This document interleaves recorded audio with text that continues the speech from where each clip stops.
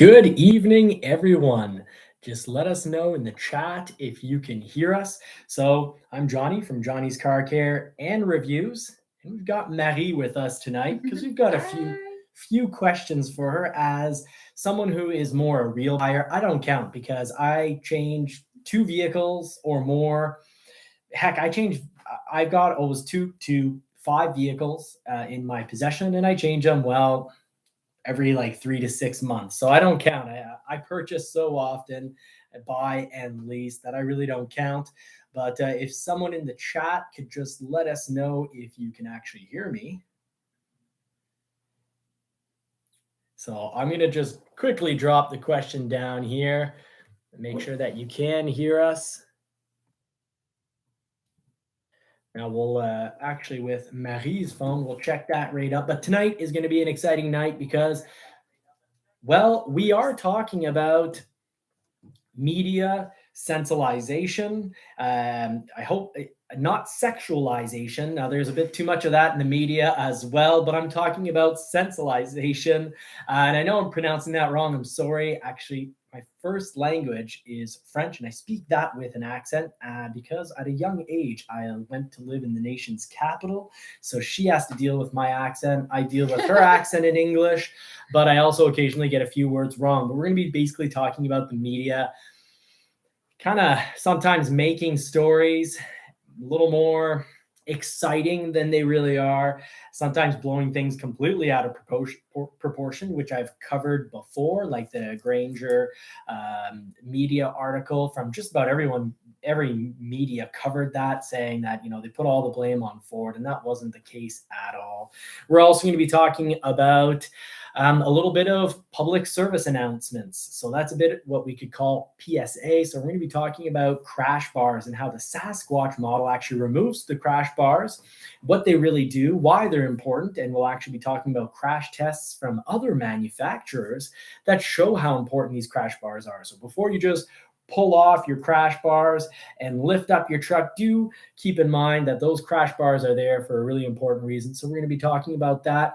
We'll also, we'll talk about the Ram. We'll talk about the Toyota Tacoma. We're also going to be talking about how Apple kind of wants to take over your entire vehicle, and Ford's dealings with Google that go back a little ways, basically early COVID 2020. So we'll talk about Google and Ford. We'll talk about Apple and pretty much every manufacturer that they want to put their hands on. We'll also be talking, of course, about Maverick production numbers, Ford Bronco production numbers, what has been going on, and likely what's to come, and really talk about, are we ever going to get out of this mess?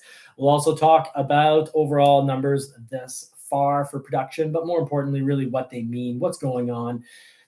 We will talk a bit bad media, Ford direct charging, and what that really means. What's the story behind that, the real deal? Because we thought we'd be, I thought she was going to find out that I was going to be using my Lightning to give electricity to the cottage, because this is a hotel hottie. This is my hotel hottie. So I love to camp, and she refuses to go camping with me.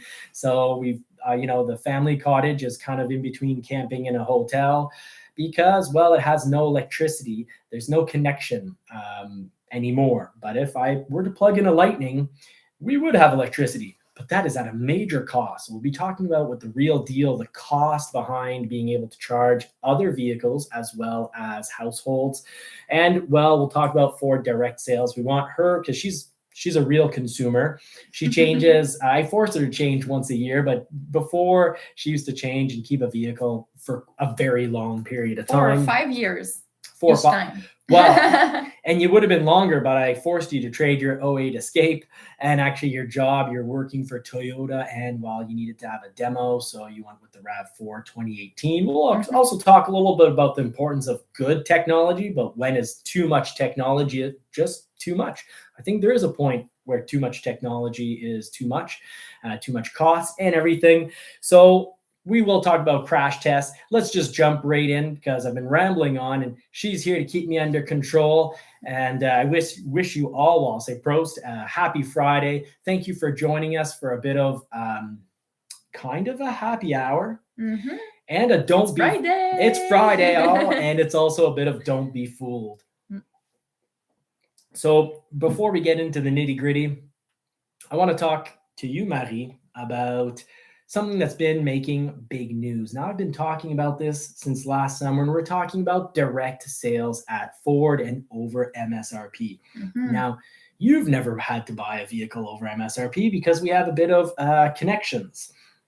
We actually have quite a few connections. Yeah.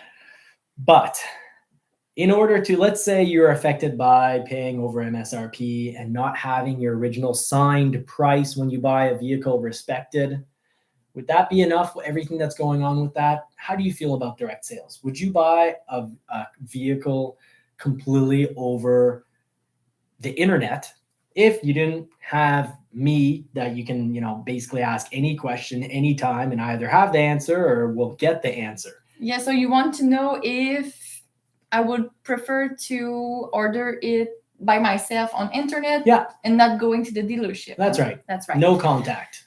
I'm not sure. I know it's the future, maybe. It's fun. We order on internet for many stuff, so why not? Looking at cars, we already look at cars on internet, home, but ordering it without talking to somebody, I'm not sure, because there's so much, many kinds of models. Like the Bronco, there was so much kind of Bronco confusion package that you can have, and with this one and this one you can have another one that was already on the market but at less price, like John was telling everybody on the few videos before. Marie likes to do things like tell jokes like, Johnny, and for the Bronco, I must have spent 12 hours minimum studying before more, a lot Sure. more. But it was months, and Marie was there basically being like, Johnny, with you, you're sitting there and you're like, you want a Bronco. And then you're like, but there's this black diamond. So we've got black diamond Bronco. And then, a day later, I'm like, yeah, but is the Sasquatch package worth it? What extra am I getting? Yeah. So there's a lot of questions. And you were calculating it a lot, so you always switched your mind because finally I found something else and I could have that package with that. And yeah, it was hard. So sometimes for some kind of model, it's preferable to speak to a person in the dealership that knows this stuff. And that's the thing, though, that knows their stuff. How many dealers? Not everywhere that it's we not see everywhere. How many dealers hire people that have little to no experience or little to no desire? Maybe they have months of experience or a year or two of experience, but we've all come across that salesperson or heard a story of a salesperson at a dealer that just want to sell a car, whatever. Yeah. They're just like, which one do you want? When are you going to sign? Let's argue about price for 2 hours and waste all our energy there. And I think Jim Farley is on to something, because I'm at a level, like many of the viewers here, we're at a level where, yeah, we could probably handle direct sale because we'll do hours of research on our own. But even at that, I still, I'll still ask my brother, who's been in the car business and knows cars very well. He's been selling for Ford for almost 30 years now, since I think 1991 or 92. And I'll often have these moments of, what do I do? And I'll ask him. It was actually him that got me onto the idea. I was stuck between Wild Track with the 3.0 Haas suspension, price versus quality, versus, just getting another plain Jane Badlands, but with taking the mid package. So I at least have, keyless entry. And then I was wondering, do I go to the big screen with the high package? And with his expertise, and it was more of an expertise on, because I already know the product. Sometimes, there's customers that will know the product because they're obsessed more than, let's say, your Ford salesman might be in charge of selling 20 some models. And in those models, there's submodels, there's trims. So it's very complex. And what was great about my brother is, more on a psychological level, he was able to ask me questions that helped me know what is the right one. He's like, well, honestly, how often are you going to rock crawl? And I was like, well, not that often. It's not my thing. And he's like, well, what is your thing? I'm like, well, I like to go fast and I like to take a little bit of jumps and I like to go through mud. He's like, so you want lift, you want aggressive tires, and you want a good suspension. And I was like, yeah. So he helped me figure out Wild Track 3.0. Speaking of helping to figure things out, by the way, we've got the MR2 on the channel. We're going to be doing a build on that. If it takes any popularity whatsoever, it's going to be the community that decides how that MR2 gets built, wheels, paint color, mostly everything. It's a fun project because we never do that each year. It's something. Yeah, there's always something going on here, and we'll get to that at the end of the show. How we really, really appreciate our members because they've allowed us a lot of goodies lately. So we'll share that at the end of the show. But we do want to say Jim Farley is definitely on to something because he realizes that the Teslas and the Rivians, there's no physical store, and even a pair of shoes, you want to know if they're comfortable. So I've been saying this for a little bit now. And I'm really happy that there's clarification because what was it? About a week and a half ago, it just seemed like Ford will be direct sales only, that's where they're going to. And this was all going to be done for set prices. On a live, when I was talking with All Terrain Nation, with, Dave from All Terrain Nation, we were talking also with Overlanding for Fun and, Dwayne. Gavin wasn't present, but, you could say my regular crew of YouTubers that I like to hang out with. And we, the whole question came up and it was mentioned that, sometimes companies will throw something out. I think it was Dwayne that said this, and it was really good. He was talking about, the art of war and kind of the philosophy behind business. And he said, sometimes companies will throw something out and be a little more aggressive because it's a negotiation. So you want to end up settling somewhere in the middle. So you can't, come pre-compromised. So, it was corrected. What was corrected with what Jim Farley said is that, it was made really clear. We do want dealers at Ford. Ford wants dealers to continue to exist because like more important than a pair of shoes, you order them online and it only works because you have the option to send it back immediately. A vehicle, you need to know if it's comfortable. You need to know if you like it in the bendies, how it accelerates, how it brakes, the sounds they make, the sound system.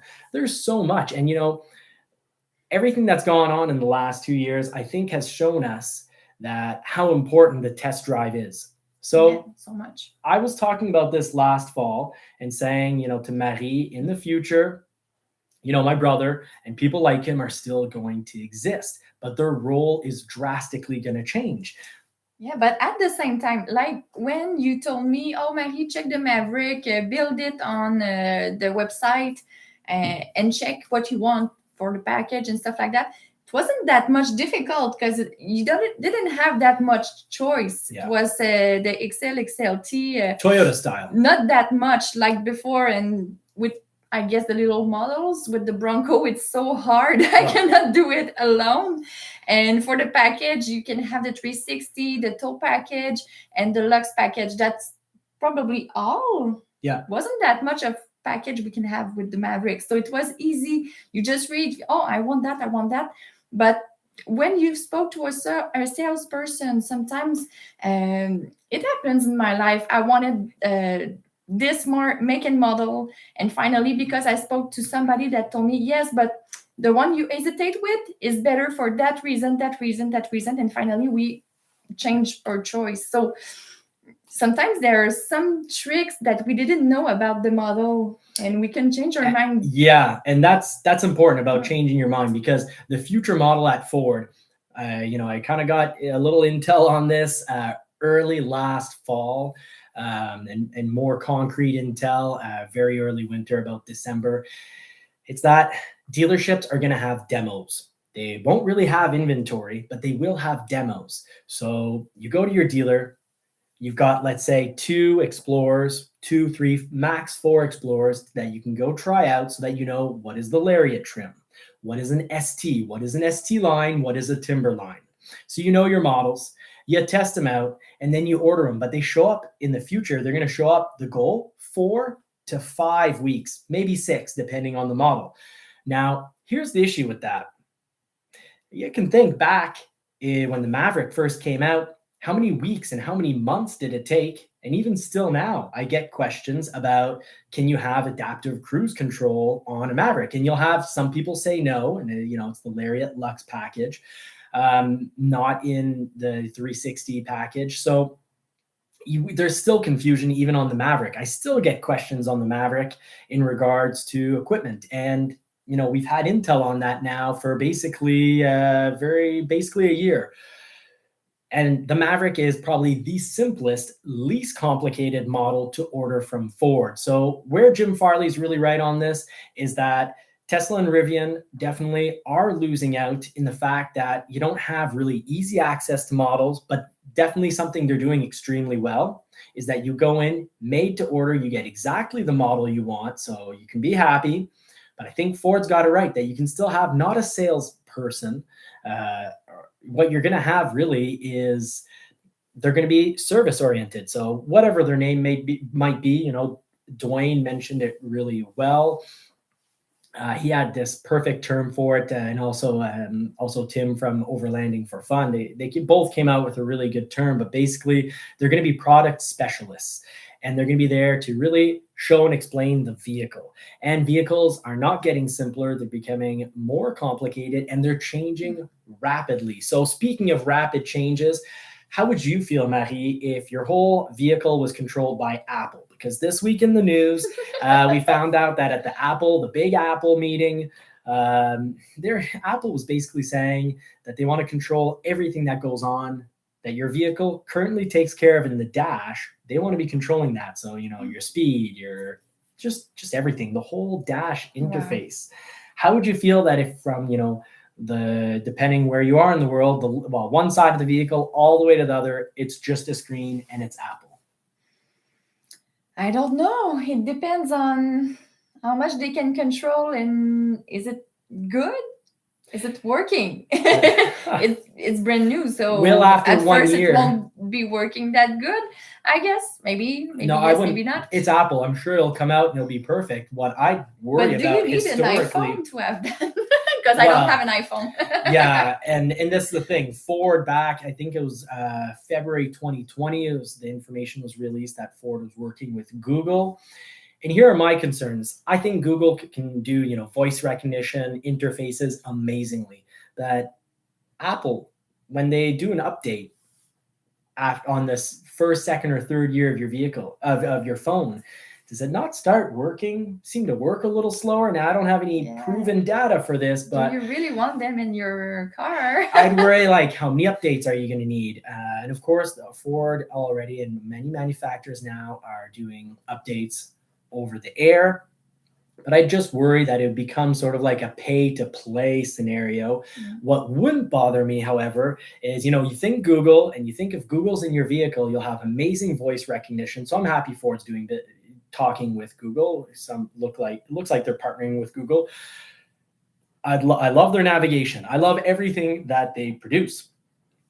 I don't want them to sell me apps, but I do want them, if I've got my regular coffee stop, I would love if they tell me, hey, at this place, this is where the gas is the least expensive. And this is where your coffee's on sale, or, it's the McDonald's free coffee or $1 coffee. Mm-hmm. I like that kind of stuff. I still like having some kind of help. I still have the Canadian Tire, my flyer of my stores. And I like looking at what tools are on sale, what parts. And mind you, the channel will talk all about some of the parts and fun channel tools. But I guess we've been it's not everybody here who knows what Canadian Tire is. Yeah, it's basically like it's a Canadian store for tools. Yeah, most tools and really cool outdoor stuff. Heck, you can buy a winch. Speaking of winch, I'll have a PSA video on how to the importance of unwinching once in a while, and then properly bringing your cord, whether it's not, especially if it's steel. But I'll be covering that in upcoming videos.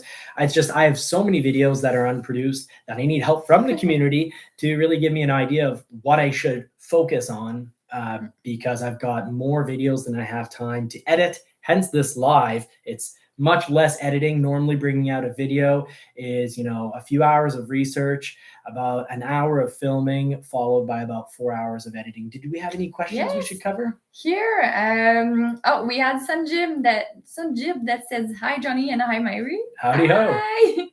And we have for every thumb tonight, you boy the poodle a Scooby snack. I love that one. Well, the poodle this evening, actually, he did everything for his salmon. Salmon is his favorite meal. So we fed him. Dancing. He was dancing. He was jumping up and spinning in circles, giving the paw. He's actually pretty impressive when it comes to tricks. Even though he's small, he's pretty smart. Speaking of, I'm going to throw in kind of like a bad dad joke since we're talking about, small and whatnot. Did you know, Marie, did you know this? That tattoos make you stronger? Is it real? Tattoos make you stronger. And why? And because it just makes sense. Tattoos make you stronger, and stickers make your car have more power. So wow. we if anyone wants to throw it in the comment section, let us know where we should put these. We did the Bronco off-rodeo in New Hampshire. River. We loved it. And it was just fantastic. But we don't know where to put this on the Bronco. And you know what? Our Cactus Jack is our Outer Banks Bronco, which has gone up by $3,500 and is going to continue going up. So do keep that in mind. Most Ford models right now, if you go to buy, let's say, a 2022 Bronco, you can't lock in that 22 price because it's sold out. Just like the Maverick, most Ford models are sold out right now. So what you need to get your dealer to sign is an order. If they're taking, you could say 2023 pre-orders, get them to sign that pre-order sheet saying that they will promise to sell in the first available 2023 prices, because I do expect price increases going on during 2023. We saw them in 2022. Here in Canada, the Transit's going to be going up by $8,000. And the Transit's a model you can't price protect. And that's going to be 8,000 Canadian. So I think that leads the way and lets me know as a really good indicator that your Bronco, your Mavericks, your F-150s, even though they've already gone up, they're going to continue to go up. And, the F-150 in, let's say, 6 months has gone up about $4,200 Canadian. $4,200 Canadian. So get your Ford soon. And this isn't just at Ford. I know that, when you're a Ford community, it's easy to really have all your negative energy towards just what you research and what you watch. But I want to say, I see this on a very regular basis. But, I have a contact at Hyundai, or had a contact. He left Hyundai as a sales consultant because most of his orders were going to be 8 to 12 months. I have a contact at Genesis who said most models 10 to 12 months, the occasional 8-month model. Toyota RAV4, 5 years now at certain dealerships, and that's not abnormal. So, and over MSRP isn't abnormal either. And Jim Farley, to wrap up a story, Jim Farley wants to end that by being able to have the option to do everything online. And obviously, out of respect, if you get good service at a dealership and then they offer to sell it to you at the current MSRP or whatever the internet rebates are for interest, and if there are any rebates, if you get those, then I'd say it's always good to encourage locally, and it's always good to be fair. You get a service, well, you get a free service. Well, if they do a good job, I give them my business. I go out of my way to give local people my business. And, maybe that's just because I grew up working on a beef farm, and then I was on a dairy farm, not working for money, but just, volunteering because it was in the family. And, we always encourage our local businesses, whether it's for syrup or whatever it may be. Did we have another question to jump on? Yes, so much question. Topics? I will let you read them because I'm not good in English. And by the way, Michael Stewart says, smash the like because you were for the poodle. Thank you so much. And who was that said that? Michael Stewart. Oh, well, thank you very much, Michael Stewart. And then you have a lot of comments that just came up. Okay, so one from TN Bubba. Great regular on the channel. Is the dealer allocation system going to die and customer order date become the scheduler? Man, that is a great question. Let me explain for those that aren't, living this and breathing this every week. What that question really is asking and what it means, the whole story behind it is traditionally the dealer allocation system meant that regions got sent, a country like Canada would get about 10% of the total production if it was a Canada US only model.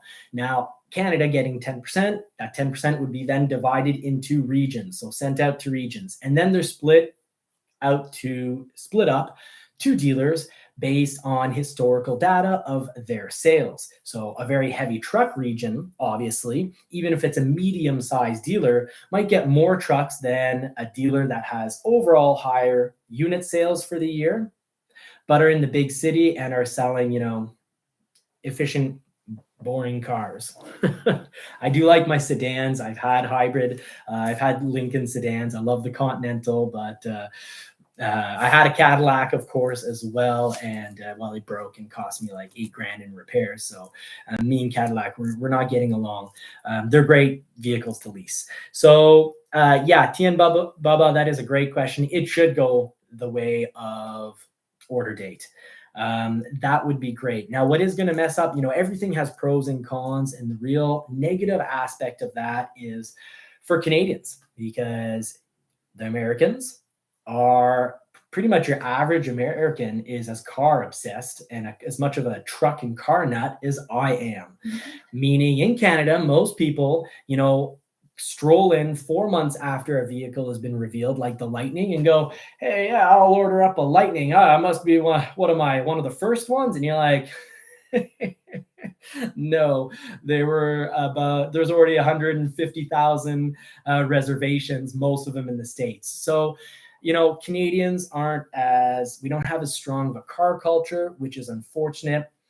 If anyone can get us visas into the States, I want to be part of the American car culture. So I'll move. I like warm weather and I love vehicles. So I'm in the wrong country. It's more your style. And I can't seem to get healthcare here anyways. I don't know what you have to do. I pay a lot of taxes, but that's a whole different story for another day. We have free healthcare, but then it's all about trying to actually get access, and who knows. So moving another story on, for another day. while we're answering questions, I do want to send out a huge thank you to members. We've got members that are helping us, and we'll talk about what they've helped us do. But Tim Bart, huge thank you. I encourage everyone to watch him on a regular basis at Long MacArthur or Ford Video Guy.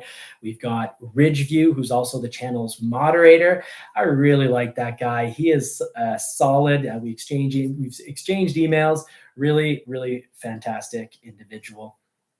And I don't want to miss anyone here. I should say the recent members, but we only started membership. So these are the members, but we've also got Dr. Detroit. A huge thank you for helping us, attain our goals, growing the channel, get really better gear.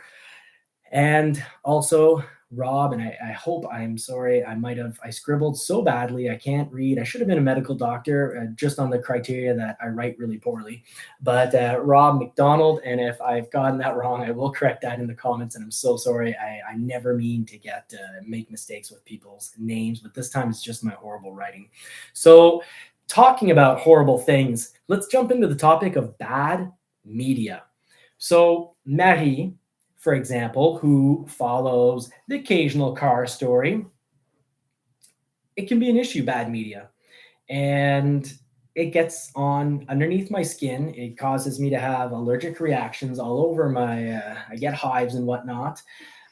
So let's talk first of all about, this isn't so bad, but just recently you came across a story, and in the title, it made it sound like I'll let you explain it. Yeah. These days we always see a super title that makes us want to click, and then it's just rumors or just funny stuff. It's a joke. So now it's not real news. We can say that in internet. And I found there was a rumor again. Maybe Dodge will bring back. I didn't remember the model, but they will bring back a little truck to compete with the Mavericks. So, but it says, for what I see, that it's not Sure, That just there's rumors, but yeah I that guess people really would want competition on that market, because for now people are always talking about the Maverick versus the Santa Cruz from Hyundai. So maybe with many models like that, it could be fun too to have a basically it was just based on someone doing big choice. a sketch, a Photoshop, and saying, and I can't remember if it was called the Scrambler or whatnot, but basically the title made it seem like, wow, Ram's coming out with a small truck. Cool. Maybe I'll get it sooner than my Maverick.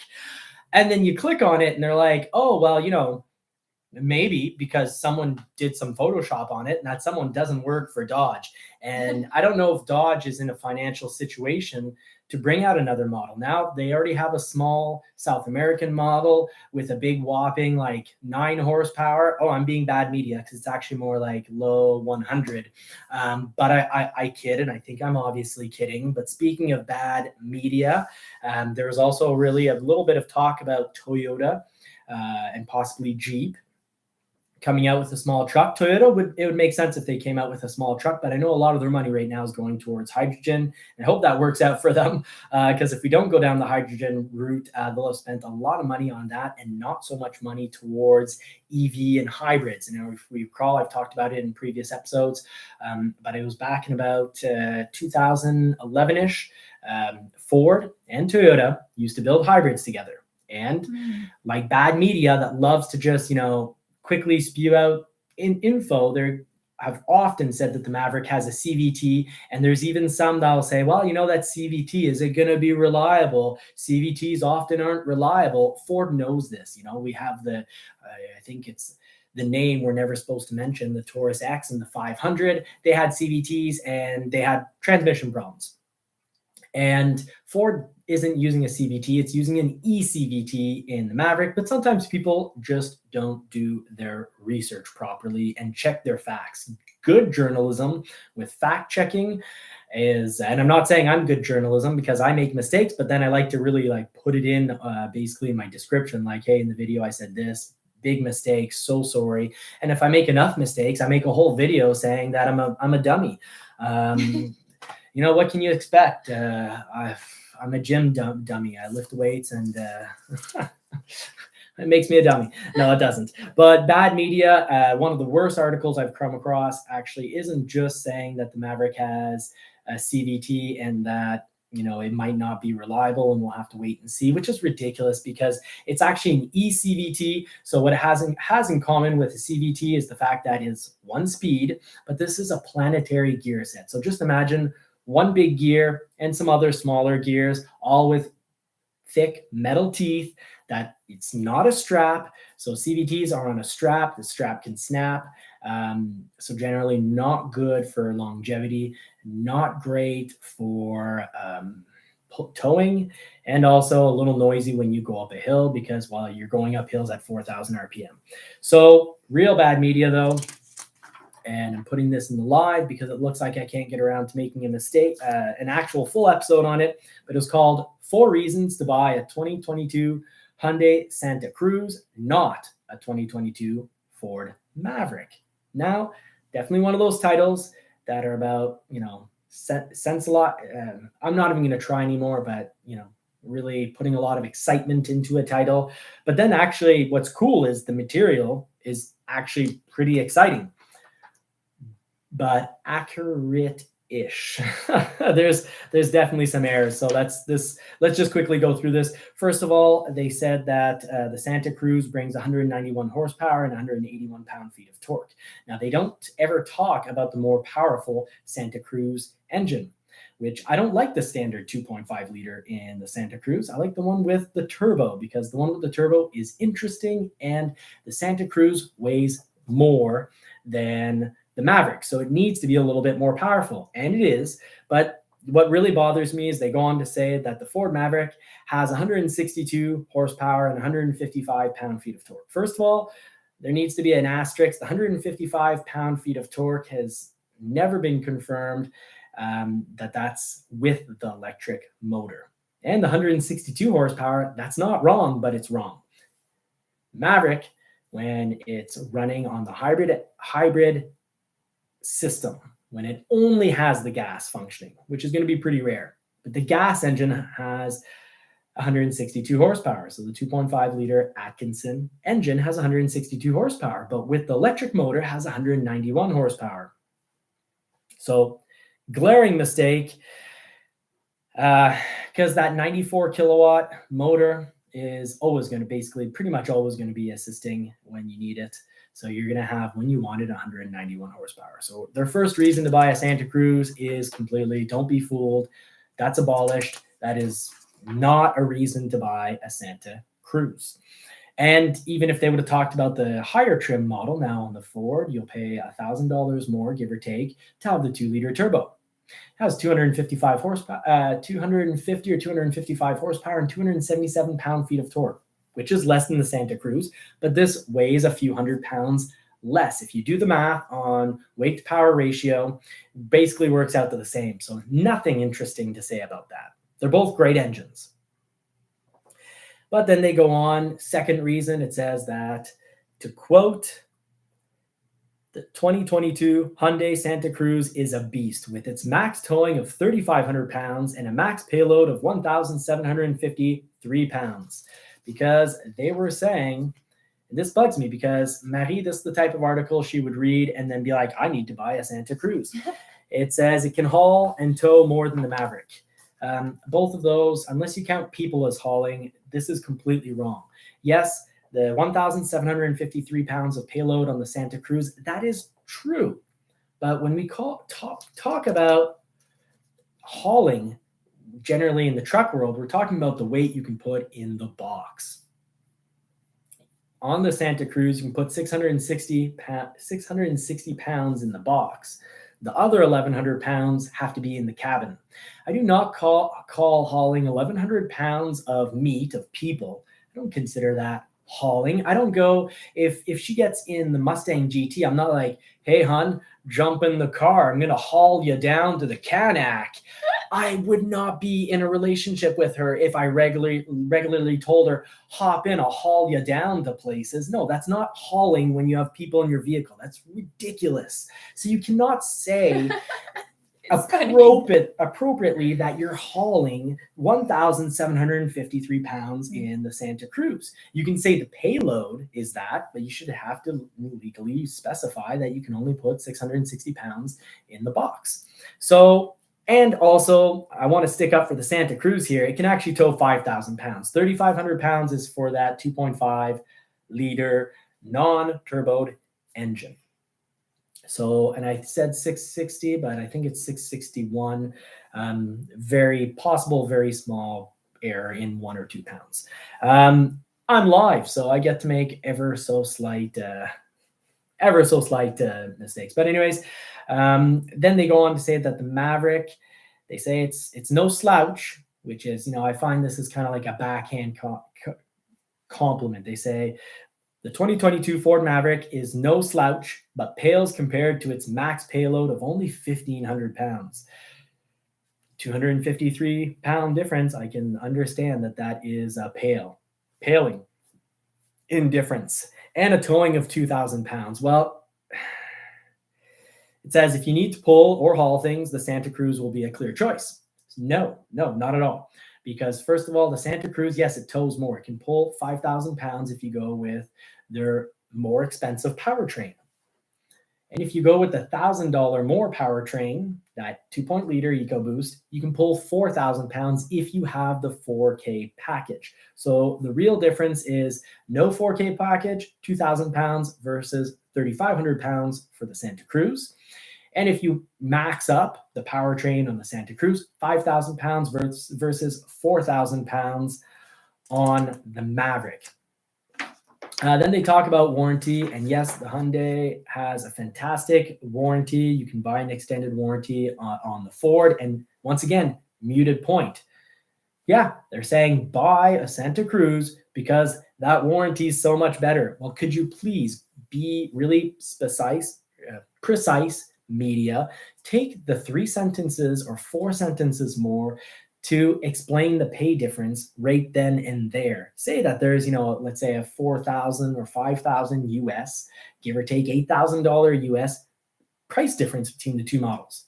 And you could even go as far as telling the consumer, of your product, of your journal, that how much it would cost at Ford on average to extend the warranty to the same as the Santa Cruz, because I find that's really And it's pertinent. like at the same time, one is more expensive than the other one, but has a bigger guarantee. But maybe, correct me if I'm wrong, they did that because in case they have claims, they have the money to pay for that. So maybe they'll get prepared before. Oh, that's so such it's a like good point. having a warranty that you paid in the car and you didn't have the choice to pay it. Yeah, it's marketing, right? Because let's say you own a restaurant and you're putting out a meal. Well, the price you charge for your meal is a reflection of the cost of preparing that meal.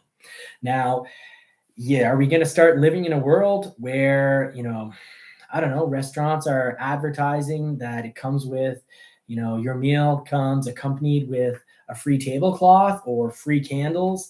I don't know. I just find this extended warranty stuff, it's great, but it's not, but it's included in the price. All-in-one for the price, but you can do an all-in-one custom with another make. It's all in how you present things. And that's why I also don't like seeing prices for vehicles presented without the, $2,000 of transport. Now, how are we doing? Oh yeah, I can do some Toyota. Johnny, can you some Toyota? Yeah, I can definitely do some Toyota. If you want to specify exactly what, but the actual Toyota news I had here is pretty interesting. So Toyota Tacoma, and this is going to relate right back to the Ford Bronco for you Ford Bronco fans like us two right here. But your Toyota Tacoma just did a crash test, and that of course would have probably been the NHTSA and National Highway Traffic Safety Association. But anyways, the crash test, I can't remember all the acronyms, but the Toyota Tacoma went through a crash test, and guess what? Great news. They've corrected the gas tank that can be pierced. So love hearing improvements from the automobile world. But the tire, especially on the passenger side, can come into the cabin. And I've seen this problem in the past with the Ram 1500, and it all comes down, really simply put, comes down to crash bars. What are crash bars? Crash bars are the bars in front of the tire to prevent, the bumper and all that metal and whatnot coming too far back in. But then, ideally vehicles will have a crash bar after the front tire. And if they don't, well, the tire can come into the cabin because it's just sheet metal that can collision. The sheet metal can kind of be torn open, and often sometimes it's a matter of like, let's say just a weld or some glue holding it together, and then you've got a tire. I definitely wouldn't want her eating a tire. Tires don't taste good, and they are especially bad when they come at you at 100 or 200 kilometers an hour. Remember, when you have a head-on collision and you're going 100, let's say you're going 120, let's Americanize this.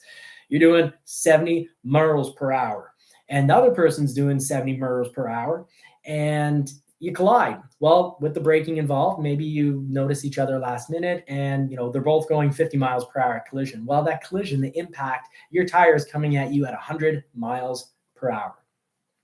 Here's the major issue with that, and that worries me. Ford Bronco has really good crash tests so far. Unlike the Jeep, when it hits the wall, it doesn't flip over. That's great. Flipping over, everyone knows that sucks. Turtles especially. Turtles, when they flip over, they're stuck. They'll die unless other turtles come to the rescue and work as a team and flip the flipped turtle. So, turtle talk with, well, I won't say what my full first name is. That's a good way to see it. If you're a member, then you'll have access to my Facebook, and you'll know that my name kind of sounds like Turtle, or sounds good with Turtle. But anyways, here's the thing. Sasquatch package, and for all you lifters on the Bronco, Sasquatch package, front crash bars, gone.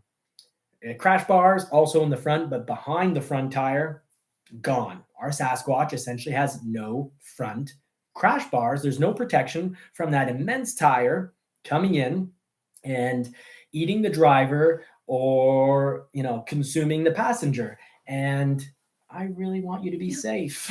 Oh, thank you, honey.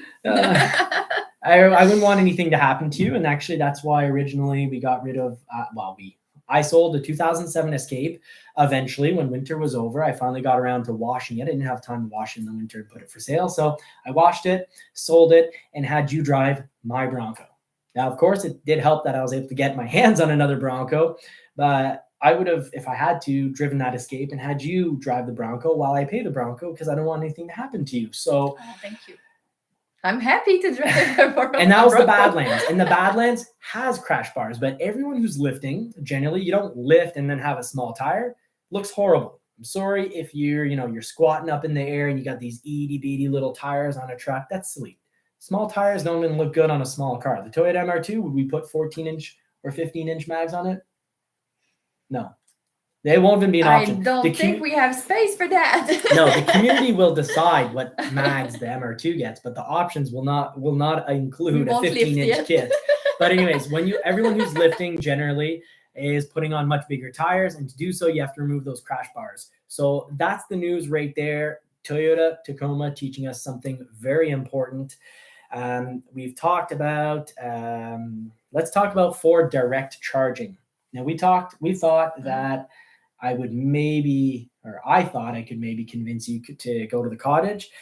With no power, I thought my Ford F-150 Lightning, I could just easily plug it into the cottage. And at worst, I'd call an electrician to have a conversion plug. But if I recall my fuse box area correctly, I already have a 220 volt connection on the cottage. So that it can run a generator. But I don't want to run a generator that's a gas generator that's going to be making all sorts of noise. And an F-150, I was thinking either a power boost, but especially the F-150 Lightning, that'd be no noise. It would be great. It can even power other vehicles, but do keep in mind that you need the Ford direct charge unit. If you get the big battery with the Lightning, you are going to get a home charging system. So Ford's going to give you a home charging system, and that's awesome. Thank you, Ford. Fantastic. But I think there's a lot of don't be fooled going on here. You're not getting the capacity for free, even when you buy the big battery, to just go around and charge willy-nilly whoever you want. Ford's talked and kind of shown them charging a Tesla, cool little, jokes going on there. In the media, I think in the media there was written on Twitter, just trying to be helpful. So that's cool, but that's also going to come with, I think it's 4,000 Canadian to have the capacity to plug into a home or a cottage and charge up. So do keep that in mind. However, taking power from the vehicle for things like a TV, if you're, tailgating at a football game, or if you want to plug in power tools, that you're going to be able to do on every model. So that's really cool. Yeah, that's a cool feature. So let's see. I don't want to miss anything, but I also don't want to pass the hour mark. That's for sure. So public safety announcement are just really good things to know. First of all, clean behind your Bronco fenders. I took my fenders off and sandpaper fell down.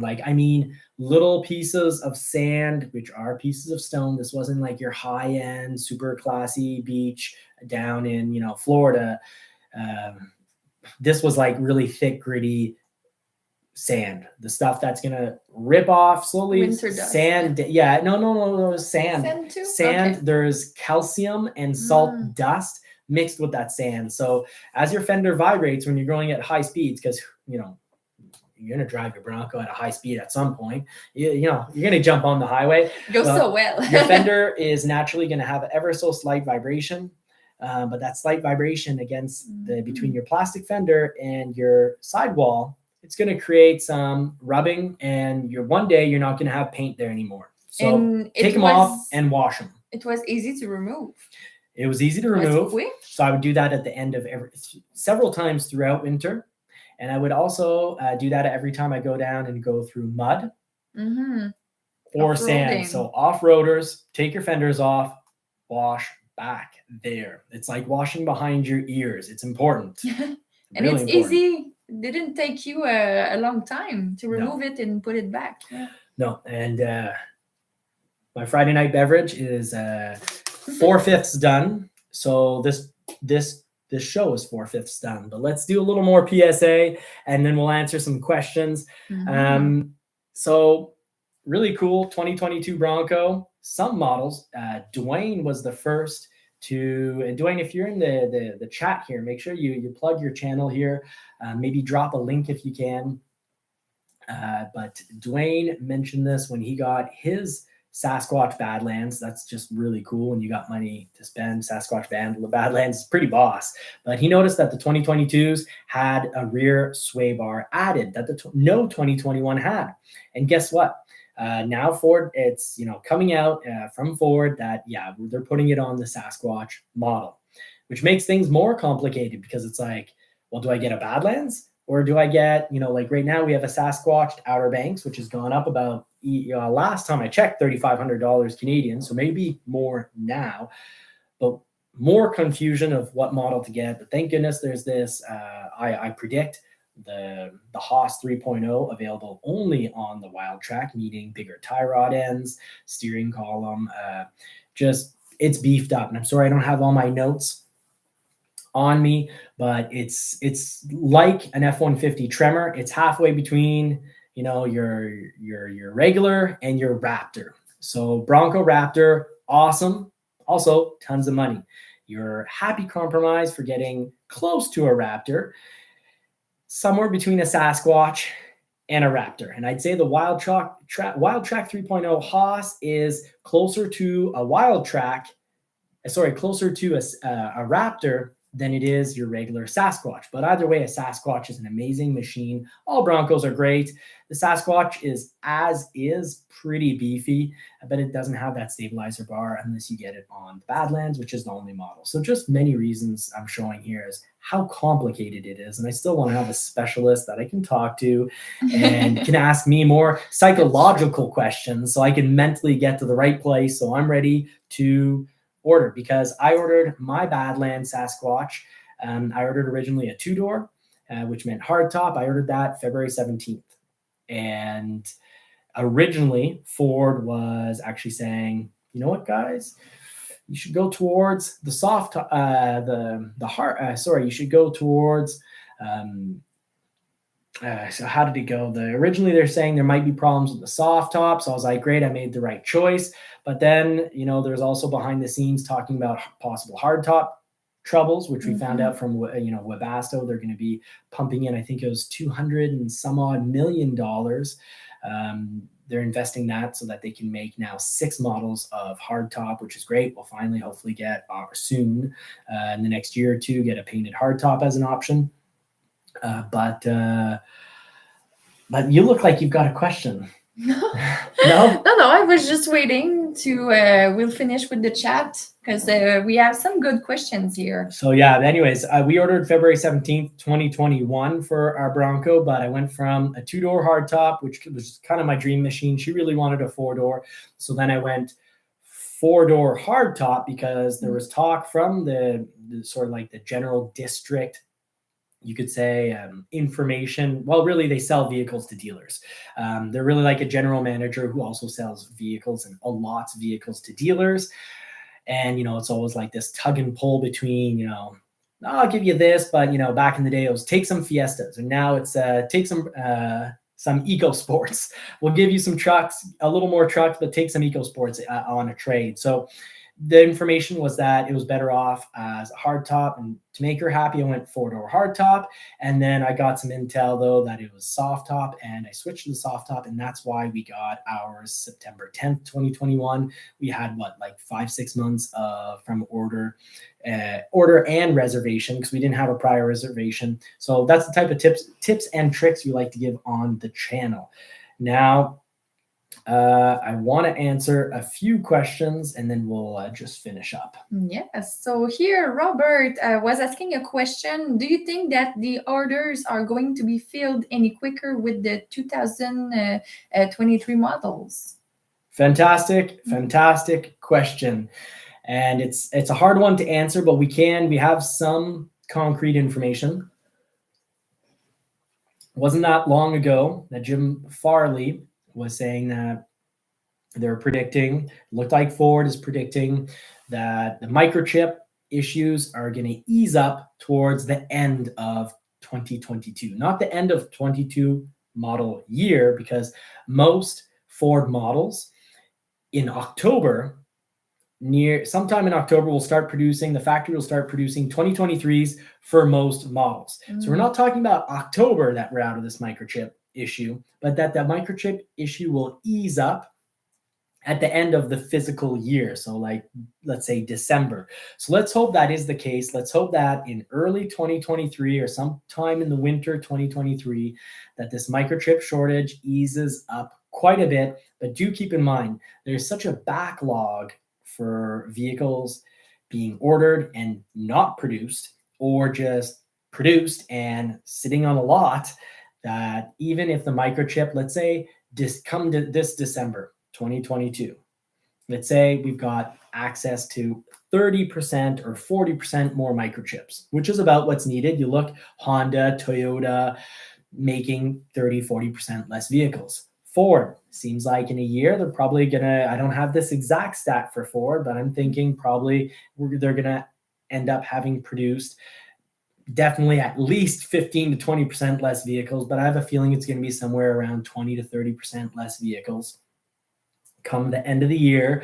We do have a bit of news on that, but it's going to take several months. And I mean, probably like 5-6 months of getting the appropriate amount of microchips. It'll take a half year to a year to finally catch up and get those lists down to basically no one. And when you have no one waiting to get their vehicle, that's when you'll walk into a Ford dealership or online. That's when you're going to be able to place your order and have the vehicle show up 4 to 6 weeks later, not before then. And like I said earlier in the show, I love how Ford wants to keep the dealerships around so that you can talk to someone who can help you get onto the right model, help get you onto the right trim, the right equipment. And in my case, when I study this, like I study order guides, I build them on the website for months. I started night one, I was working on picking a Bronco. And it took me from, July 20th for the Bronco. Took me then until February 17th to know which model I want. Now I know it doesn't matter which model you want, just put it in order and modify it at worst. Except now for the Maverick, for example, if you've ordered for it and it's been a while, you at this point you do not want to go from, let's say, an XLT to a Lariat. So Maverick, like you said, Marie, a lot easier to pick. It's easy to know whether you want an XL and easy-ish XL, XLT, Lariat. But on a Bronco, yeah, it's when you have too much choice, you just didn't know what to do. If I didn't have a sales guy and I was buying online, I'd have to go see a psychologist, pay $150, $200 an hour, and have the psychologist keep trying to tell me figure out what's wrong with me. And I'd just be like, no, I just figure out the part why I can't pick which Bronco model I want. Just help me pick my Bronco. Okay, and we have another question from William. I will let you with that one. Okay, so William is asking, do you think an EV Maverick soon or an EV Bronco? Great question, William. And this one has a very easy explanation. Government regulations. So government regulations have this thing. They've created what's called CAFE, not coffee, but CAFE. Both are trying to accelerate things. One, humans, the other, environmentally friendly stuff.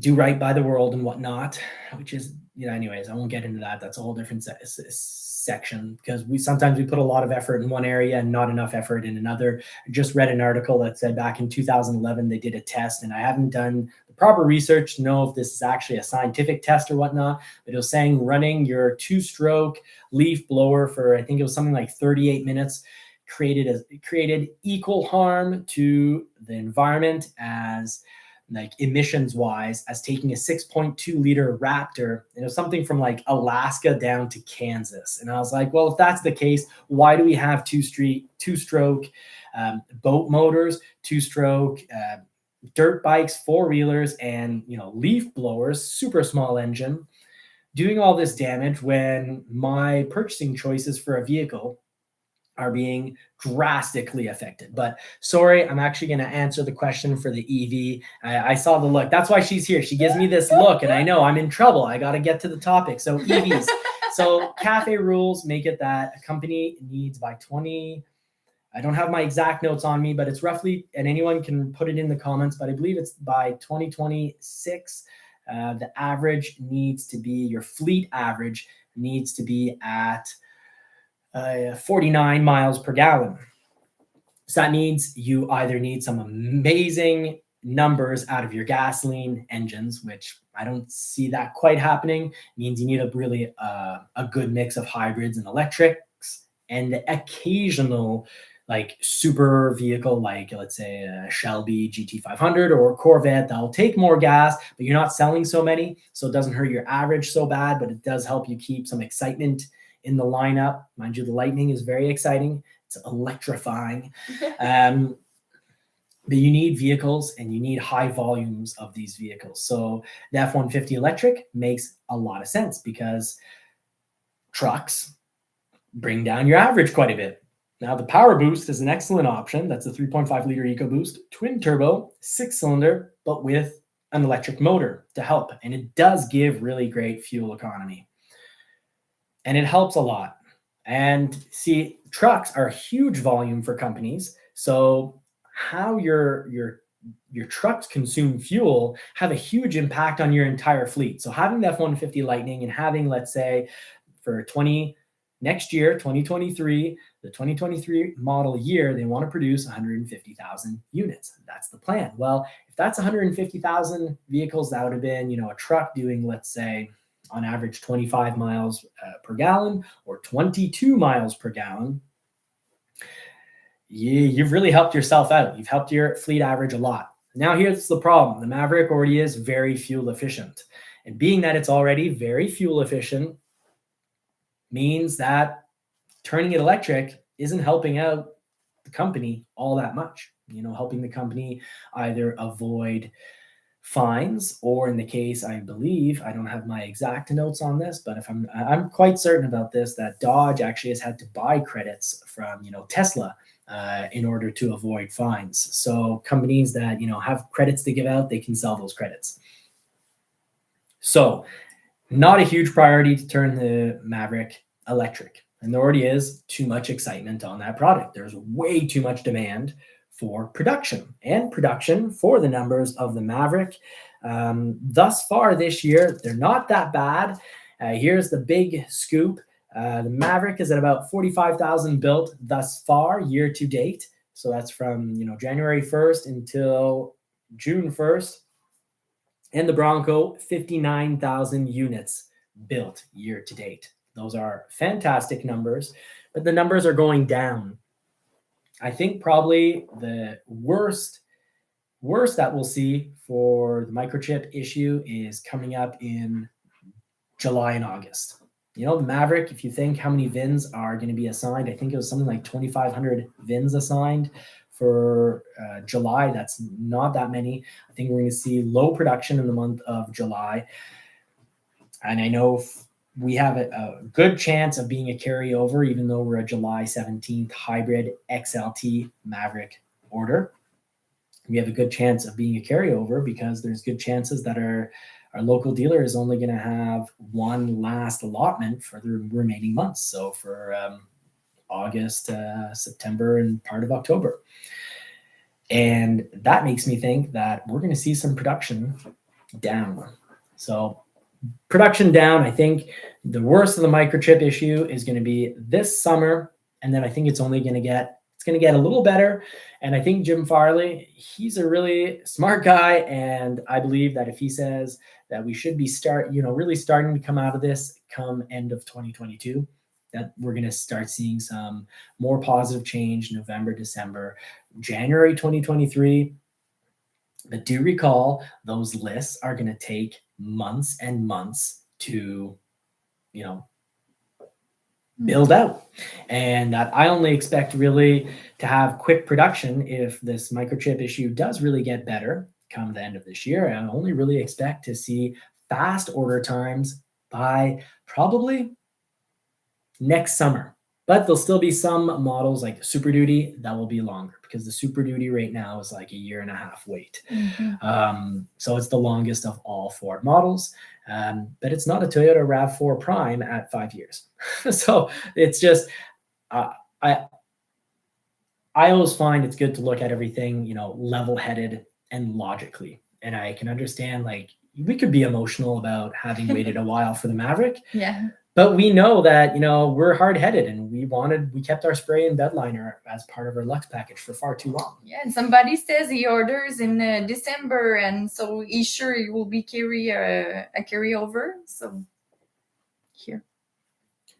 Yeah, probably, yeah. So conversion, the actual conversion date, the factory is going to stop building 2022 Mavericks in October. And around the 27th of October, it's going to switch over to building 2023s. And if you ordered a December, it depends. You might actually still get built if, let's say, you're an EcoBoost. Because here is the breakdown of really a very averaged out scenario of when your Maverick will be built. If you ordered an EcoBoost, there's a lot of 4 to 6 months if you ordered a straight EcoBoost. So you don't have the Lux package.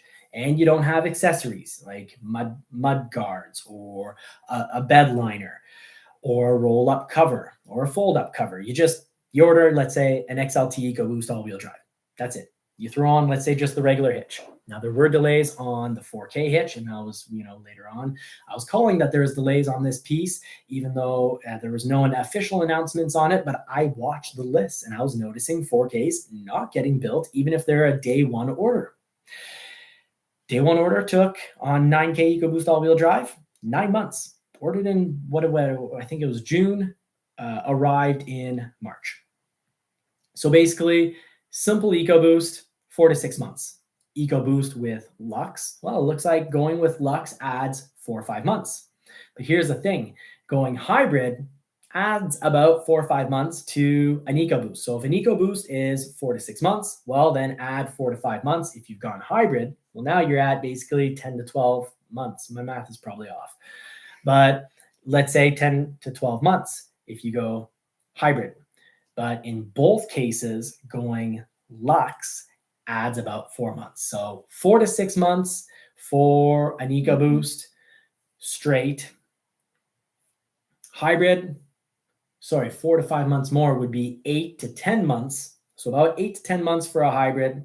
And if you go Lux, in both cases, you're adding about 4 months. So I hope that was clear. He said he has an Eco, but with the 360, 4K, and Lux, so the Eco was good, but the rest could be... I think you're going to get carried over, my friend. And I'm sorry to announce it. And thankfully, you ordered in 2021. And this is actually huge news. And 99% confirmed. 99% good media, 1% I'm taking a risk here. For my region, it would appear pretty obvious that if you ordered anything after January 1st, 2022, anything ordered in that time period after, if you get built as a 2023, almost certain no price protection, like 95% to 99% chance, no price protection. You're not getting a 2022 price. You're going to get the first available 2023 price. And that's with your dealership being fair and working hard and doing things correctly. Now, you, my friend, ordered in December 2021. So you have a price protection. That I am 100% sure about. I guarantee it. Your dealer can do a price protection if they know how. So you've got your price, you've got your interest rate protected. And I've got like 3 or 4 videos on price protection. So you can watch any one of them. And my most recent one, my last 2 price protection videos, it's right in the title, price protection, and you'll really get all the intel you need. Yeah, and he wrote back, he said it's not a bad thing to be carried over because it will give him time to have a bigger down payment. So stay positive, my friend. That's a good thing. Yeah, heck, come move. If you're not in Canada, come move to Canada. This is very Canadian of you. Now, stay positive. Yes, and there is positive. Like there truly is. had we never gotten our Bronco, and if we were getting our Bronco now, well, I'd either be getting a Raptor Bronco or I'd be getting a Wild Track Haas 3.0. I'll say this correct, eruption green. Got to be careful saying that word, eruption green. And that's the Bronco I'd be getting now. Who knows when I'll get a Bronco? My local dealer feels that we as a couple have gotten a lot of Broncos and they want the love to go around. And I'm not really willing to push on that factor because I agree with them. So I always try to make decisions and speak without emotion. And when someone makes a very logical point, even if emotionally I don't like it, well, logically, yeah, I totally feel that there are more worthy people of getting a Bronco. Mm-hmm. And at the same time, we have somebody who asked, is there any way to track your Ford order during the transit? Okay. So if you already know about the Ford Track Your Vehicle website, great. But after that, if you're really trying to figure out exactly where it is, I know the internal system sometimes will kind of give you updates as it goes. But if not, I think what you need to do is you need to have in the internal system, I believe there is a code that your salesperson can provide you with, but then you need to track it using, depending what rail company, you have to track it through the rail company. So at that point, what I'd say is it's not worth the time, because once it's moving from the factory, it's going to move quick. The transport itself is quick. Where it's going to be frustrating, let's say right now, uncomically, Montreal, for example, at the rail yard seems to be, if you're lucky, 1 to 2 weeks it sits there. And if you're really unlucky, like I made a joke today, it's like, hey, it's 2 weeks to 2 months. It's not usually 2 months, but it definitely can be like 4 weeks up there, and I know this because my brother was telling me, oh, it's already arrived in Montreal. So he's selling his current expedition and he's like, it's in Montreal. I sold my expedition. I'm like, because you're coming to work on foot? He's like, no, it's in Montreal. It's been in Montreal for 3 days. I'm like, okay. So, you might get that in a month. And he's like, so you never know the delays. It was one of those moments where I wonder if he's going to call his buyer for his current expedition and say, hey, you know what, maybe I need to have you wait a week or two. So we can answer maybe 1 or 2 more questions. Yes. If you haven't had your question answered, and you want it answered, just try to retype it, because we couldn't see everything go by. And then we'll switch to what our subscribers, so like and subscribe if you want to help the channel out. We're not bad people. We're doing our best actually to help people, and it really helps us out. And we'll show you and talk about some of the things that all these subscriptions and memberships, such as Tim Bart's, Dr. Detroit, Rob McDonald, and Ridgeview, what it's helping us actually achieve on the channel. Yeah. So for one last question, that's the only one left anyway. Roger wants to know, is Ford bringing out the Ranchero? I guess there's rumors that you hear too. That's a good question. Oh, I forgot about that one because I got angry, and my anger makes me forget things. Just like covering this, I've had this news story. It's probably been a week and a half. It was actually late May that it came out, and I was so worked up that my brain washed it clean. So the Ford Ranchero. No, we're not getting a Ford Ranchero in our area. That's one of those things where the title on the article made it sound like we're getting a Ford Ranchero. And yeah, I was excited too. I was like, yippee-ki-yay, like, heck, I want to drive something called a Ranchero. And could be possible. They bring back the Maverick, the Broncos, so why not? If you want to move to South America. Yeah. No, if you want to move to South America. Oh yeah, I know. I know you want to go there. I want to go there, but you can't stand dangerous insects and dangerous snakes? No. So you're not moving to South America. No, I'm not sure. No, yeah, that's right. So I love the cold here. I guess. My take on this is that if the Ford Ranchero exists, it's just going to be, Ford throughout generations would have, let's say, here's my favorite example. the Ford Fusion is the Ford Mondeo in Europe, and it's a Ute in Australia, if I'm not mistaken.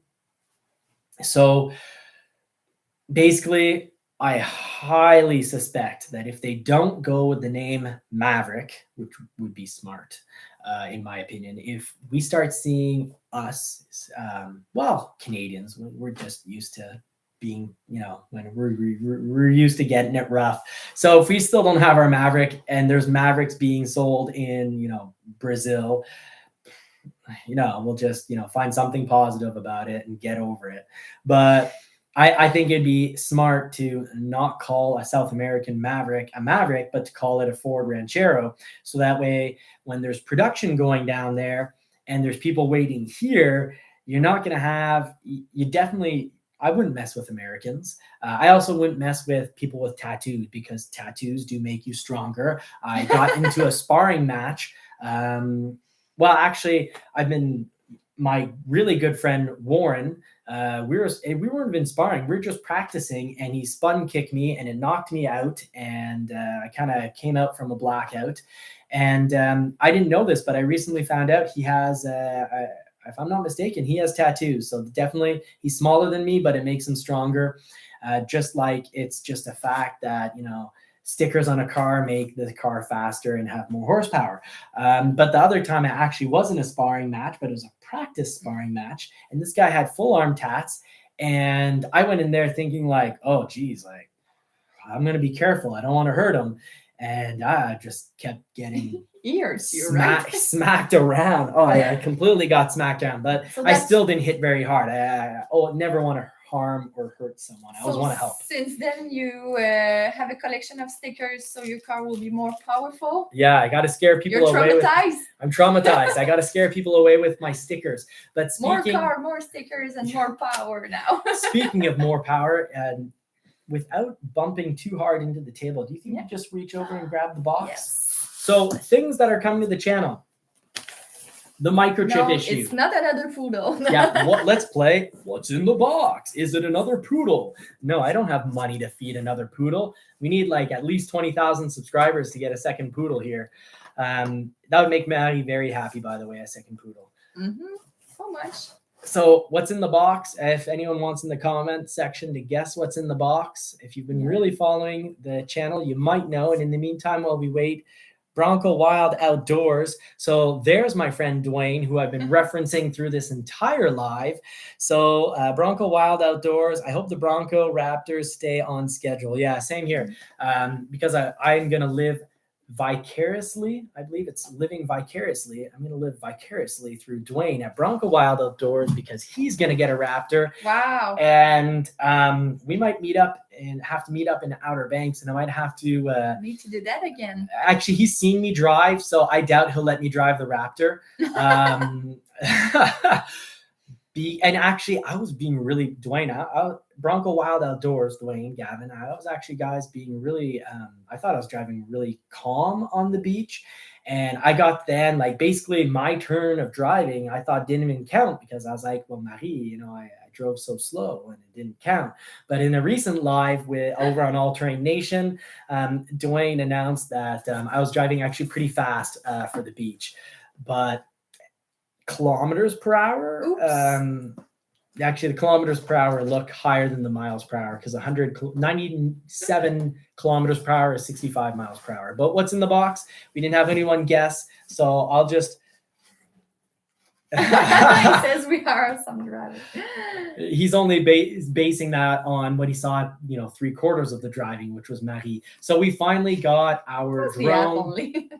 So this was basically sold online as being available. And once you've paid for it, that's when you find out, or actually when you start harassing them really politely, it was a pre-order, even though it said available when we picked it. And then magically, 3 minutes later, when you've paid for it, oh no, it's a pre-order. So microchip issues. DJI's drone, if we would have ordered the model we really wanted, also back ordered. So basically the DJI, I think, has been out since April, but you can't get your hands on one. And these have actually been out since last October. but they're not all that out because we got ours. What did we order this in February? I buy a lot of things in February. Just No, this one, follow it the was channel. just before we went to We to bought the this Outer Banks. for the Outer So, Banks trip. Couldn't get- mid-March. Yeah, early March. And we thought, heck, it must come in within 1 or 2 weeks. So we bought it early March, didn't have it for our end of March trip. I bought a DJI Mavic 2, Mini 2, and it was available, but I couldn't get that thing to go more than 300 meters out, and it got all wonky and came back, and like I was against the ocean. So I didn't get any footage from that. But now we've got this top of the line drone that can actually dodge things, which is very important for me because I like to go fast. And when I go fast, I've been pretty good. I never fell off the four-wheeler, but I drove it into a ditch. I drove it into a swamp. I jumped it and didn't have any accidents, but I've also haven't had any issues jumping the Bronco at your own risk. Broncos can break. And speaking of Broncos breaking, in the news, my love, could you just pass that over? So in the news, we had a little bit of Bronco news and unverified, but primary source. So primary source in journalism or writing or whatever it may be, that means, it's coming directly from the person. And now I'm repeating it, so I guess you're getting it as a secondary source. But a security guard that was working and taking, being in charge of security at Dirt Mountain said that the things that are being changed are hardtops that were leaking. Yeah, but okay. We haven't had any issues with our soft tops, and both our 2.7 liters. Hers that we sold, it never leaked. It never had any issue. My Toyota MR2, though, it definitely leaks through and water comes out the speaker. But driver's side, which is on the right, we had.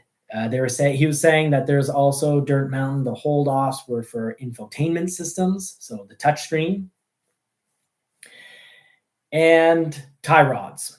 So I don't know how tie rods are breaking at the factory, but maybe they're just maybe it's the batch of tie rods coming in, and I don't know. This is speculation, but maybe they got tie rods and they're like, we can't send the Broncos out, this Bronco or X number of Broncos out, unless there's an attached tie rod. It needs wheels. So maybe they're like, well, we get a batch. We have 10,000 tie rods. 9,500 of them are great. 500 of them do not pass our testing. Let's throw them on the vehicle, park it out back, and when we get proper tie rods, we'll swap the tie rods, which you can't do if there's a foot of snow. So last winter, things sat. And I think part of the reason they sat, and this is speculation as well, but I think it's weather. You've got union guys. How do you tell a union guy to go out in a parking lot? There's, 1.5 feet of snow, and it's like, oh, just crawl underneath the vehicle in -30. We had a very cold winter, and change a tie rod. I would say no. I'd say I'll be honest. My days of crawling on the ground in the cold, I gave up, 10 years ago. I gave it up when I hurt my back, but lessons learned. So what else did we do? Well, thank you so much for your subscriptions. If you haven't subscribed, give us a handout. Subscribe now, because we're spending money left, right, and center to try to make the channel more entertaining. So, $1,000 drone, it's a lot of money for a cheap guy like me. The MR2, that is completely getting redone. So the front lip came in because the bottom lip is cracked, and I don't want to be showcasing a vehicle on the channel that we need to switch is many bad. parts. Just recently, I did an oil change. Well, that's not costly, except for when you go to change your spark plugs and you find that in your spark plug well, so that's like the whole cylinder, there's oil.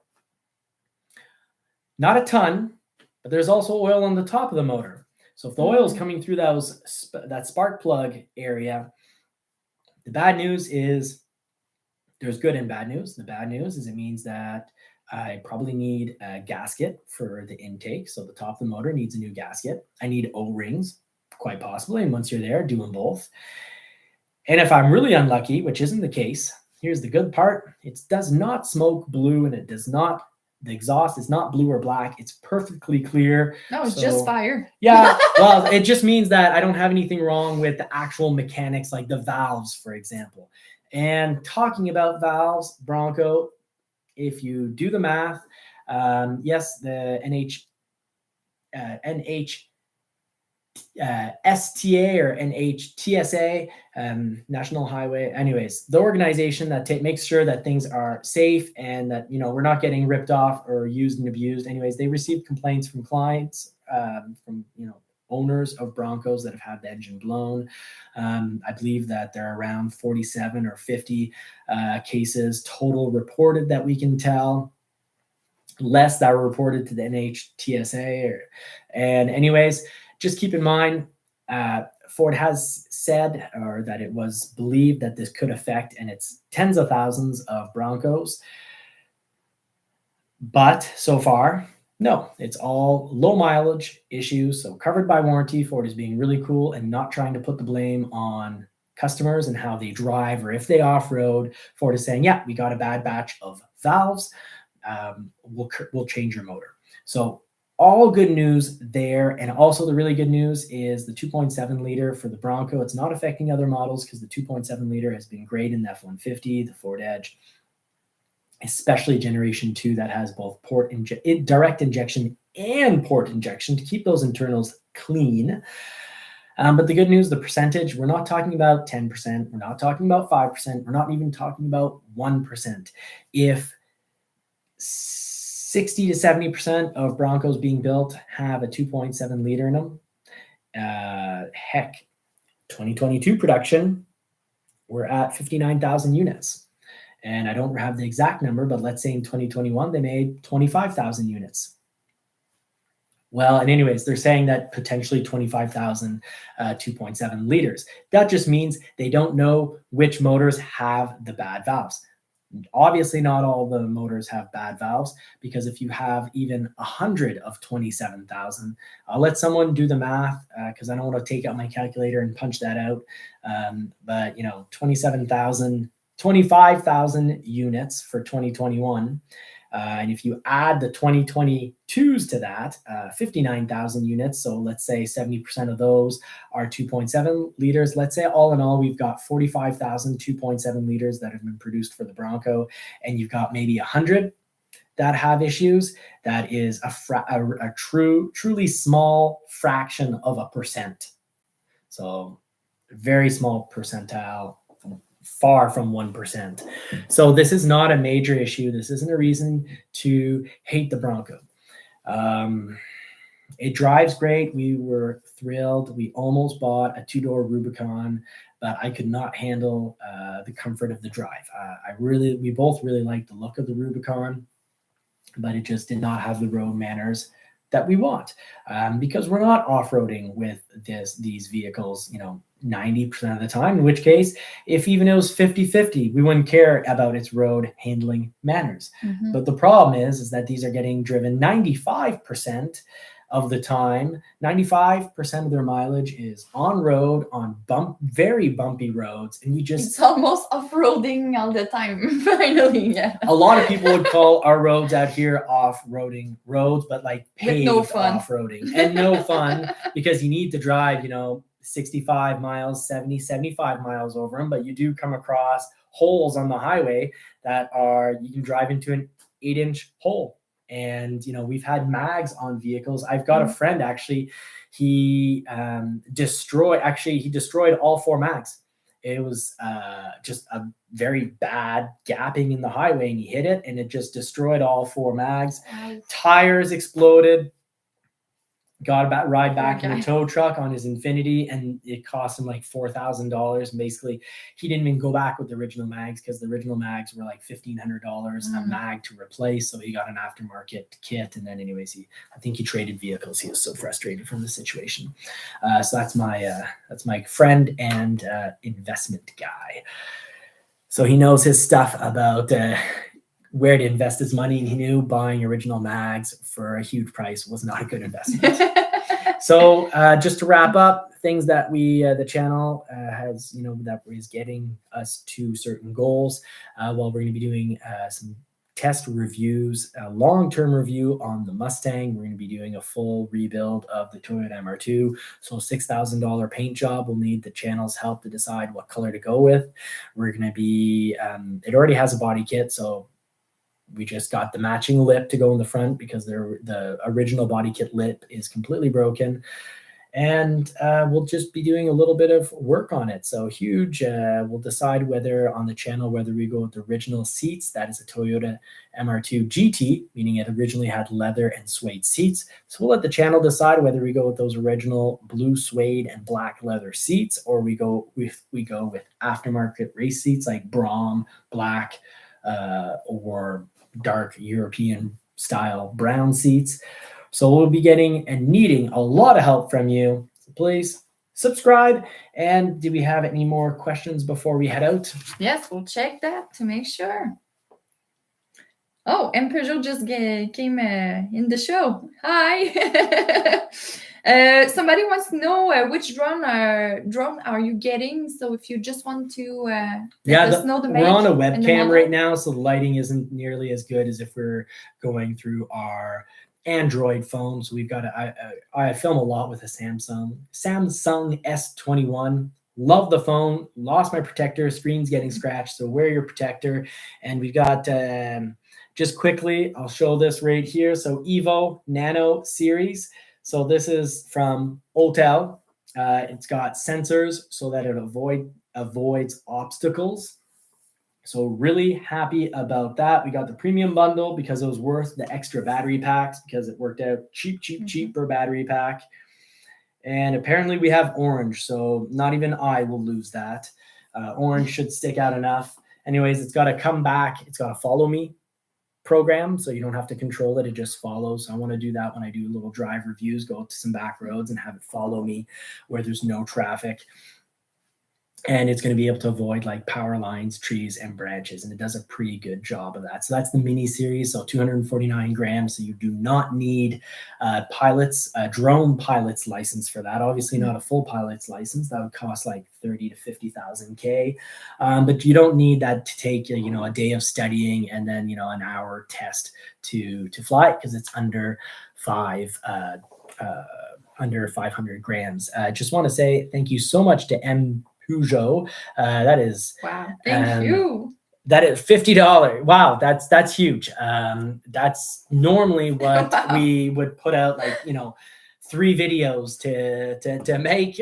Sometimes people think that being YouTube means just all sorts of money, but basically everything that I buy for the channel, a lot of that comes from just my own finances, because a lot of videos they generally work out to about $10 an hour. And sometimes you get lucky, you make a video and it makes, $100 or $150 because let's say you get 20,000 views, because the pay structure at YouTube has changed a little, and that's not their fault.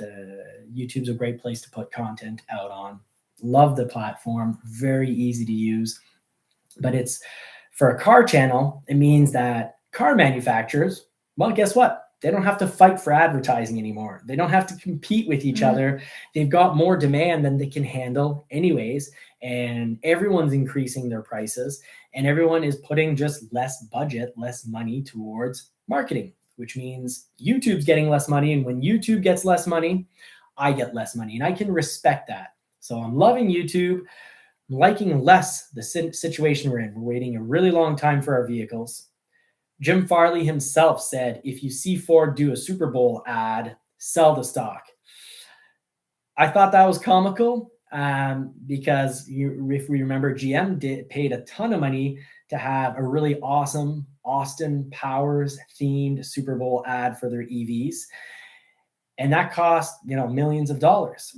So nice little joke dig right there. I love these jokes. This guy I'm finding him spot on for humor, because it's not mean humor. It's just like, that's your kind of humor. Yeah, it's just kind of joking with the boys, the type of joke you throw when you go to the bar and have a beer with the guys and you tease a guy about, whatever it may be, or when you're playing sports. It's the type of teasing you do when you're teasing the competition. So good stuff.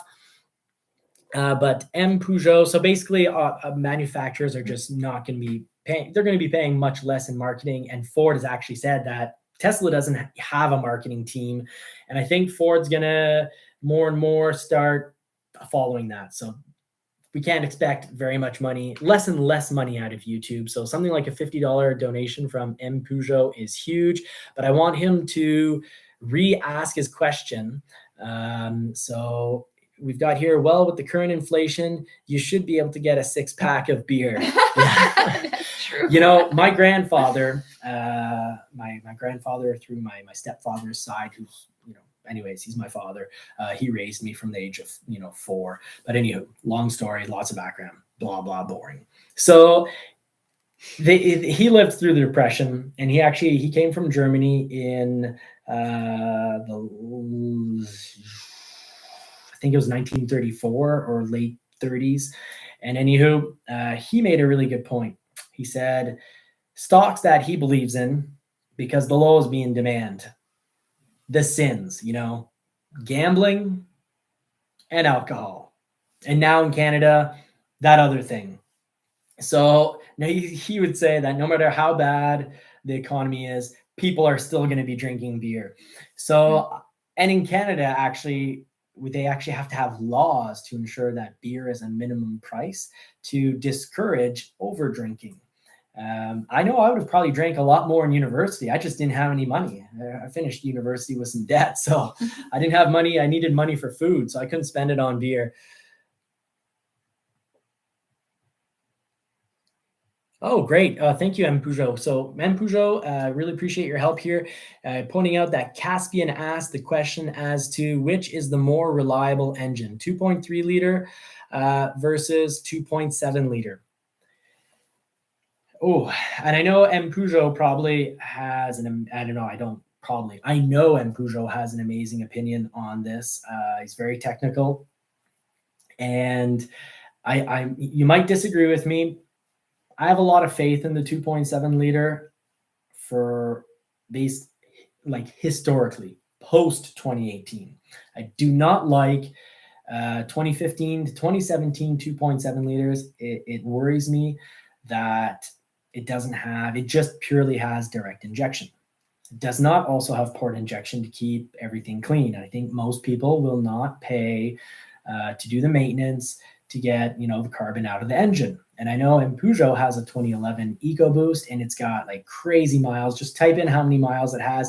Our 2011 had 300,000 kilometers, but the maintenance for taking, the carbon out was gone. And of course, it does help if you don't have the vehicle needlessly idling, because idling isn't great. So would not want to buy, let's say, police vehicles could be bought with a 3.5 liter EcoBoost that doesn't have port injection. I wouldn't want to touch that, because police vehicles mostly just idle as they wait for you to drive by and clock you and give you your speeding ticket. Well, they're waiting around. They're idling that vehicle. They're not going to freeze to death when in the winter. At least not a northern one. They're definitely, and even in the hotter climates, they're going to have air conditioning on. It's going to be idling. So the 2.3 liter did have a little bit of issues in the Focus RS. So the 2.3 liter at one point also for some had a bad reputation, because there's forums for broken 2.3 liters. So all 100 people in the forum all had a bad experience, and they just crank each other. So if you jump in and you visit that forum, you're like, oh man, the 2.3 liter is a hated engine. And actually the 2.3 liter in the Mustang has been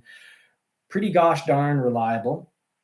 In the Focus RS, it had a little bit of problems. But the main thing in the Bronco that it bothers me is, if I recall correctly, and in my stack of papers beside me, I know I've got a media spec sheet, but from recollection, and correct me if I'm wrong here, but that 2.3 liter is direct injection only, which was the first thing that bothered me about it. And I know it has a very good reputation, but it stresses me. It gives me stress. And the other thing was in regards to, and I'm going to get these terms wrong because my beverage is near the end, but the brake booster, the brake system, one is electrical, and the other one is vacuum boost. And I know with the MR2, I had a bad experience where I almost drove into something because I'd been hard on the boost, hard on the pedal, hard on the boost. It was boosting around back in those days, 18 PSI. same MR2 that I have now, but a few engines ago.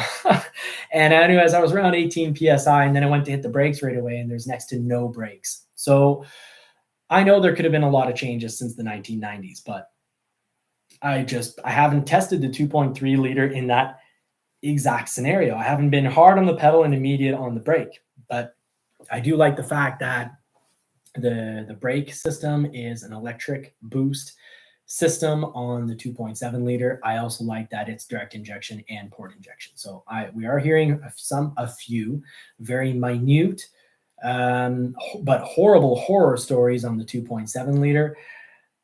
But I have faith. And we know the F-150 2.7 liter is great, but we also know that the Bronco, it's been said, Ford themselves have said that there's some subpar valves put in that engine, and those valves, if they drop into the engine, and you're done. Just no more engine. So I really like the 2.7 liter also because of power, but more reliable. So far on paper, I guess I'd have to say it's the 2.3 liter. And we haven't heard anything bad about the 2.3 liter in years. This goes all the way back to the Focus RS 2016. We had a 2.3 liter Mustang, and back then I would remind people that I had a 2.3 liter, but that wasn't causing issues in the Mustang. That it was more in the Focus RS, and that's been like 7 years, so I can't remember the exact problem. Oh, okay, so Peugeot said I would call them equally reliable, although mathematics would suggest that the 2.3 liter is the more reliable engine. So I guess we agreed. Spot on that one. The exception to that is the 2.7 engines in the problem. Oh, in the problem window. Yeah, of course. We're still trying to get an exact window of who got bad valves. But yeah, if you're in the known window, get to your 10,000 miles because it looks like they're all breaking within that. Now, something that would really frustrate me is if there is a huge batch later on, but so far all of them have broken. The majority have been between 1,500 and 4,000 miles. And I think I was looking at a chart on Bronco 6G, and it was showing that of the basically 50 cases, I think only 2 of them were very close to the 10,000 mile mark. So very much under warranty, not a huge stressor for me. And remember, I'm a December 23rd delivery. So I believe my build date, I've got my window sticker up there. I know it's badly set up. I did that last minute tonight. I'll get in trouble with her because it doesn't look design. But I believe I was built something like the 10th of November. So I'm not out of the woods, but I have 5,000 kilometers. No issues yet. No weird noises. Oh, great. So Peugeot is answering my stress. He says the 2.3 liter doesn't use engine vacuum. It has a vacuum pump turned on by the engine. Oh, great. It has its own pump. Fantastic. Okay, so not directly related to the turbo. So they're not running off the same vacuum because that would have been my worry. It's because the MR2, it just bad brakes if you've been hard on the turbo. And head gasket in the 2.3 liter. Thank you very much, Bronco Wild Outdoors. By the way, Bronco Wild Outdoors did an amazing, they do a lot of great videos. I'd say Dwayne, Bronco Wild Outdoors, real specialty is completely geeking out and getting you the best, and I mean that in a really positive way, the best intel on breaking down an engine. He's built up his engine on his Mustang. I think it's a 67, but I'm just going on visuals, not on actual memory, so you can correct that. Yes, Bronco Wild Outdoors is the head gasket. And I'm hoping that the oil in my spark plug wells is purely just O-rings I'm going to do both anyways. But yeah, that engine's hilarious. Timing belt, 7 to 8 hour job. So you're saying it's the 66 GT. Oh, wow. I don't know my Fords. I thought that visually I saw it as a 67. So shame on me. Shame. So if there aren't any more questions, we've been rolling now for an hour and 43 minutes. I told Marie probably like 20 to 30 minutes, and we'll watch a movie tonight. But thank you, everybody, to be here. I saw the great comments. Somebody said that we were honest with the comments that we said today. So thank you so much for watching. To give us positive review like that, it helps us all the time, and let us know what you want to hear. I like to hear. I love my doing the section on "Don't Be Fooled," because whether it's talking about the ECVT transmission on the Maverick being called a CVT, which is like a horrendous crime. Put you in jail type crime because it's horribly misleading, to calling the hybrid Maverick slow, which I think is hilarious. The top of the line MR2 turbo model, like I have, 6.1 seconds back in 91 to 65 miles per hour. Current Dodge Ram 6-cylinder diesel, doing it in 7.1 seconds, and that's the same amount of time it takes for the hybrid Maverick. The slow Maverick takes 7.1 seconds to get to 65 miles per hour. So why as a journalist would you say, would you make an article being like, oh yeah, Rams have good acceleration, the diesel Ram, good acceleration, good fuel economy? True, I agree, that is true. But then why have the same brand say that, the Maverick hybrid is a bit slow? Or, when you're comparing two things, if there's, 0.1 or 0.2 of a difference, 200 kilometers an hour, trying to make one sound better than the other for that's only important if like you're a drag racer. Because if you're a drag racer, 0.1 or 0.2 seconds slower means, you're a loser because you lose. But in real life, fast is fast and slow is slow. And 7.1 seconds isn't slow, it's decently fast. Oh, thank you very much, Bronco Wild Outdoors. I'm happy that, we hope a few people enjoyed the show. And Deke Marshall noticed that I do still have beverage, so I don't know how he knows. That's off camera, but yeah, I still have beverage. But you said it twice that you were having a little. Now the show's got to be over now. So, congratulations to it's Deke that I saw here. Yeah, Deke. Yeah, Deke Marshall. Congratulations, you knew how to end the show, because I clearly can't say bye. I really love hanging out with you guys. I roped her in tonight, and it's just because I want to be allowed to hang out with you guys and have a beer. So thank you so much for being here tonight. And 95 Trans Am, M Peugeot 95 Trans Am was a 6-second 0 to 60 car. So, and yeah, I was saying 0 to 65. What was I thinking? Yeah, 100 kilometers an hour and 60 miles per hour. For some reason, I always seem to say 65 miles per hour. But yeah, then 6 seconds is, it's fast. It doesn't feel slow. It is safe at 6 seconds. You can pull into traffic. You can merge with traffic. You can pass. It's just because we've been spoiled and we've got an F-150 Lightning that's going to do it in like 4 seconds, the run, which, if I don't want to hear people when trucks one day do them in, 3 seconds, I don't want to hear that, 4 seconds is slow. 4 seconds is stupidly fast. 6 seconds is fast. And 7 seconds is pretty fast. What is slow is like 10 seconds. 10 seconds and more, it's dangerous. And if we go back to the 60s to really fuel efficient vehicles in the 1960s, like a Volkswagen Beetle, first of all, not all vehicles made it to 100 back in the 50s and 60s. And small economical vehicles were actually slow. They're over 10 seconds. You could have some that would take 15 seconds to get to the proper highway speed. So Marie's kicking me because she wants some hope of maybe a TV show, or maybe that was accidental, but that's the show for tonight. Thank you so much. This is probably our second only ever live.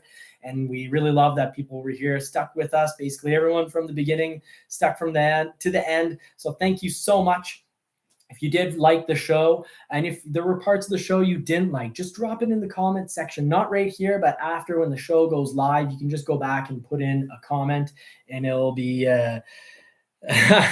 she wants to dance. Actually, Marie is a dancer, and I like to tease her because when she dances, I go, hey, you should put that on TikTok, which, you know, it's a joke because I know that she always tells me I'm too old for that silliness. But it's because he said that Johnny needs a pole to dance on. Oh, you know, and Peugeot, you have our sense of humor, because originally I didn't realize I had to do this on my laptop because I'm really bad at getting the live going on my S21 Samsung. So I called and I said, honey, bring me the pole. And she answered, oh, you want a pole to dance on? Sure. So she actually pulled that joke on me before the show, before the live started. So it looks like we've got a similar sense of humor, and we view vehicle mechanics and composition of engines and whatnot in a similar way. And, you know, we respect each other. We can always have a difference of opinion. And sometimes it's just because we don't have the same data. And often I'm the type that when I get new data, I go, oh, that changes my opinion completely. Never have all the data. It's almost impossible. So good night, everyone. Take care. I'm going to try to figure out, don't laugh, I'm going to try to figure out how to end a live. This was my second only live, but in creating membership, I promised I would have live. So peace out, everyone. Bye. Copying All Terrain Nation. Love that show. Take care.